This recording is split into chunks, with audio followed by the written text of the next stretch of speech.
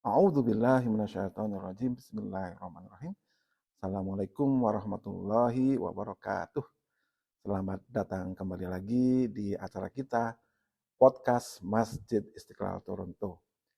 Seperti biasanya, kita akan bercerita. Cerita pada pagi hari ini sesuai dengan pesan sponsor adalah cerita tentang Nabi Khidir. Tentunya kita ingat di surat Al-Kahfi. Di sana ada beberapa cerita. Kalau kita ingin tahu mengapa surat Al-Kahfi turun, itu karena ada pertanyaan. Pertanyaan dari orang-orang kafir Quraisy yang mereka pergi ke Madinah, waktu itu namanya Yasrib, konsultasi dengan para pendeta Yahudi atau rabai Yahudi, bertanya, ini benar nggak nih? Muhammad ini apakah dia seorang nabi ataukah ngaku orang yang ngaku sebagai nabi? Oh begini aja, tanya aja dia dengan 3 pertanyaan. Kalau dia bisa menjawab, maka dia kemungkinan nabi. Gitu. Kalau enggak, ya pastilah nabi palsu. Apakah pertanyaan itu? Yang pertama adalah tentang para pemuda yang melarikan diri. Sungguh cerita mereka sangat ajaib. Bagaimana cerita mereka? Bagaimana dengan keadaan mereka? Itu pertanyaan pertama. Yang kedua adalah cerita tentang seorang pengembara. Pengembara yang berkuasa. Dia pergi ke barat, pergi ke timur. Bagaimana ceritanya, perjalanannya. Gitu. Kemudian pertanyaan ketiga, tanya dia tentang ruh. Tolong suruh jelaskan dia.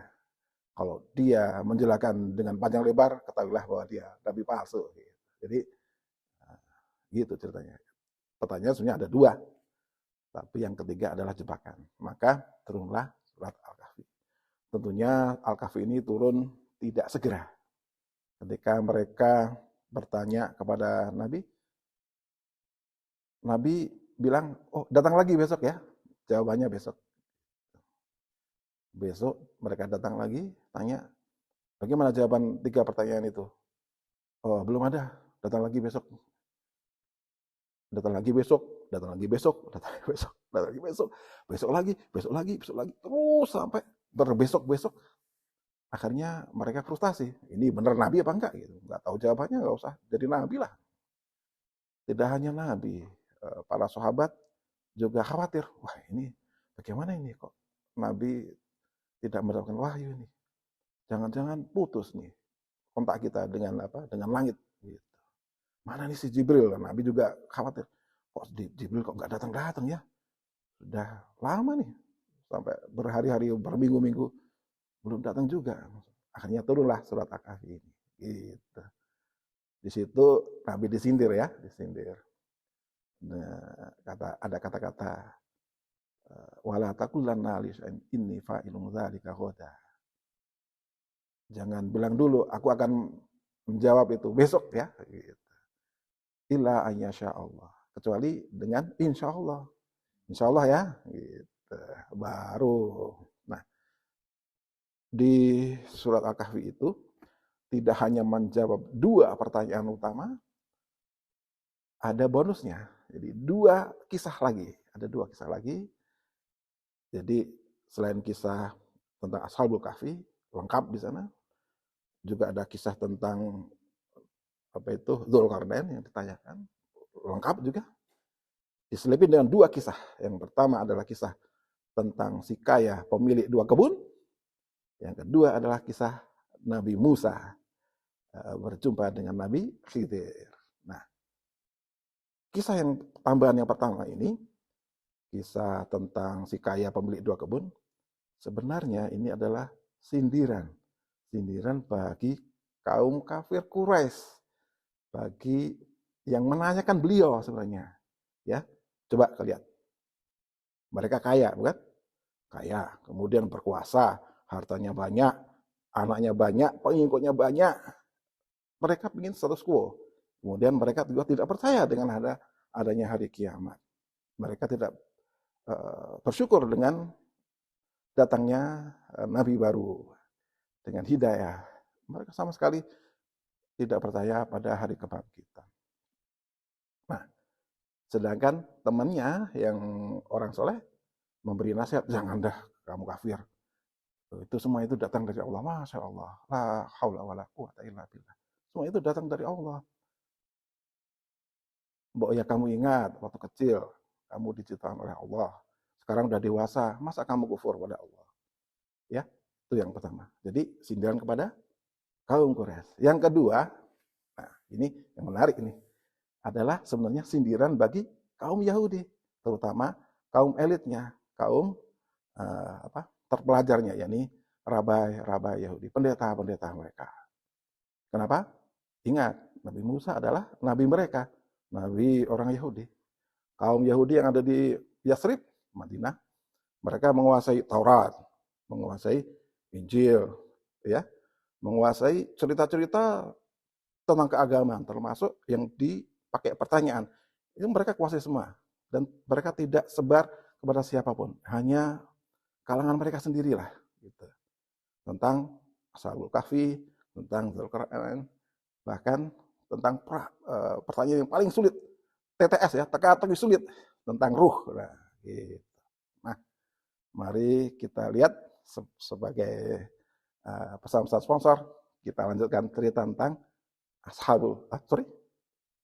tadi apa? Musa ya, ketemu Nabi Khidir. Oke. Sorry. Oke, kita langsung jam ke cerita Nabi Musa. A'udzubillahi minasyaitonirrajim. Bismillahirrahmanirrahim. Wa idz qala Musa li fatahu. Dan ingatlah ketika Nabi Musa berkata kepada pembantunya, la abrahu hatta ablugha majma'al bahraini au amdiya hukuba. Tiba-tiba di sana disebutkan, ingat ketika Musa, anggap aja Musa ini Pak Kiai ya.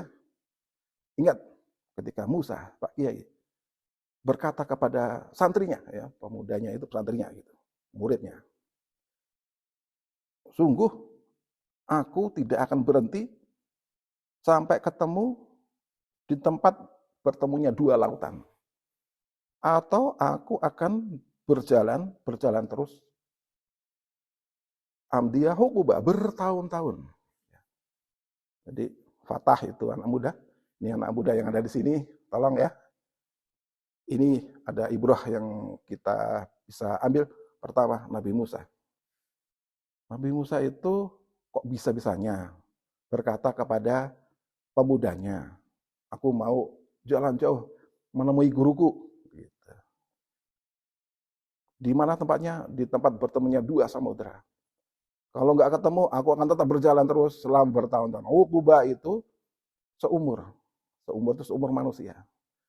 Itu Uqubah, ada Uqbatan, Aqabah.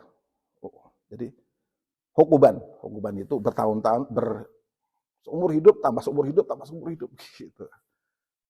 Jadi kalau jadi murid yang semangat, meskipun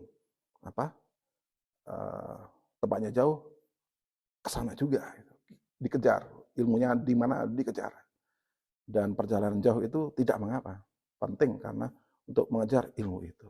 Nah, ceritanya ini tidak akan kita ketahui kecuali kalau kita bersandarkan pada as-sunnah. Ya, as-sunnah, asbabul wurudnya apa? Kenapa kok tiba-tiba Nabi Musa ngomong kepada muridnya, ayo kita pergi, kamu bawa ini ya, bawa ikan asin atau ikan pindang. Ikan pindang ini dibawa sama makanan dan sebagainya, perbekalan kita. Ayo kita mau jalan, ikuti aja aku. Gitu. Jalan kemana? Tempat bertemunya dua samudera. Kenapa kok ke sana? Pokoknya aja deh, aku pengen ketemu guruku. Gitu. Loh, kok guru? Iya. Nabi Musa, meskipun dia sudah menjadi khalifah, menjadi kiai, menjadi alim ulama, bagi Bani Israel, nah begini ceritanya. Dari hadis disebutkan bahwa ketika beliau memberikan khutbah, memberikan arahan, memberikan materi kepada Bani Israel, mereka pada terkagum-kagum. Ya. Waduh, ini Nabi kita ini, Nabi Musa ini menguasai segalanya. Semua pertanyaan pada beliau, dia bisa jawab. Semua permasalahan ada semua, dia punya kuncinya, jawabannya punya semua. Betul-betul orang alim ya. Ada yang tanya, nyeletuk, Nabi Musa, ada nggak orang yang lebih tahu dari kamu? Gitu. Jawab Nabi Musa, ya nggak ada, aku ini gurumu, kamu mau tanya siapa lagi? Nggak ada lah. Tiba-tiba ditelepon oleh Allah Subhanahu Wa Taala, jangan gitu Musa, ada seorang hambaku yang lebih pengetahuannya dari kamu. Gitu.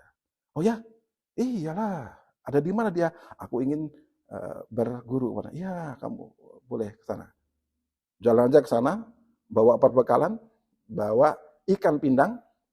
Nanti di mana ikan pindang itu hilang, disitulah tempatnya. Ya, ini di tempat bertemunya dua samudra. Itu ceritanya begitu. Maka berjalanlah mereka. Ya, jalan menyusuri pantai. Mana itu dua samudra? Jauh. Berhenti, ikannya masih ada nggak? Oh masih ada, oke jalan terus, gitu ya, kira-kira gitu. Falamma balagha majma bainihima nasiyahu tahuma fattakhoda sabilahu fil bahri saroba. Maka ketika mereka sampai di tempat tujuan, mereka sedang berteduh nih di batu karang ya, batu karang berteduh situ, ngantuk nih, Nabi Musa ngantuk, muridnya juga ngantuk-ngantuk juga lah. Lagi bersandar di situ, Nabi Musa tidur, tiba-tiba keranjang atau tempat ikan itu, atau backpacknya anak muda itu, santrinya, tiba-tiba gludak, terbuka tutupnya, ikannya loncat keluar, gelebak, masuk ke air, cerut, membelah samudra. Gitu. Ceritanya begitu. Sangat ajaib sekali. Kok bisa ikannya tadi udah dipindang itu, pindang ikan atau ikan asin itu, tiba-tiba hidup, loncat ke air lagi. Nah karena apa ya, ngantuk-ngantuk sambil ngantuk-ngantuk ya, kayaknya aku mimpi nih, ajaib sekali, nggak mungkin itu kejadian ya, paling mimpi nih, gitu. Nah maka mereka apa akibatnya melanjutkan perjalanan, gitu. Nah melanjutkan perjalanan itu malam hari. Gitu. Nah perjalanan malam hari ini itu lupa ya, pertama Nabi Musa lupa, tanya ikannya masih ada nggak, kemudian santrinya juga lupa. Ayat berikutnya, falamma jawaza qala li fatahu atina ghoda'ana laqad laqina min safarina hadza nasoba. Nah, ketika sudah melakukan perjalanan lagi malam hari itu cerah ya, bulan purnama, bintang-bintang, mudah berjalan, gitu. Sampai pagi lah, subuh. Maka ditanya, goda itu sarapan ya. Mana nih sarapan? Capek sekali. Capek sekali ini perjalanannya. Kok gini ya? Capek dan lapar. Coba buka ini ya, sarapan kita makanlah. Gitu. Jadi mereka kecapean. Ini yang mengeluh nih siapa? Nabi Musa. Ingat gak? Kalau Allah itu nyuruh, jangan lupa. Kalau sampai lupa, ya begitu akibatnya. Anda akan kecapean. Seperti ini beliau ini, Nabi Musa sama muridnya. Karena lupa. Waktu sampai di tempat itu mereka nggak capek. Cuma ngantuk-ngantuk aja gitu. Tapi mereka udah sampai. Nah, karena tidak teliti, maka mereka lupa gitu terhadap ikannya. Nah, qala aro'aita idza awaina ila sakhrati fa inni nasitul hut wa ma ansani illa syaitanu an azkurah fattakhadha sabilahu fil bahri ajaba. Nah, ini santrinya bilang, ingat enggak waktu kita bersandar di batu karang, istirahat di sana. Aku lupa ngasih tahu kamu, ikannya itu loncat, wah ajaib sekali. Loncat itu masuk ke meluncur di laut itu seperti menyibak air itu. Cepat sekali ya, lurus seperti panah, seperti speedboat sekarang ya, seperti apa lagi, powerboat atau apa itu yang watercraft yang cepat sekali. Gitu, seperti torpedo lah. Gitu. Aku lupa ngasih tahu kamu, karena apa? Karena setan menggodaku. Gitu. Ini alasan si anak muda tadi, si fatahnya, santrinya lah, gitu, santri. Gitu. Gimana? Kita lanjutkan besok aja ceritanya ya. Sampai di sini dulu. Insya Allah podcast kita pada hari ini. Subhanakallahumma wa bihamdik asyhadu an la ilaha illa anta astaghfiruka wa atubu ilaik. Wassalamualaikum warahmatullahi wabarakatuh.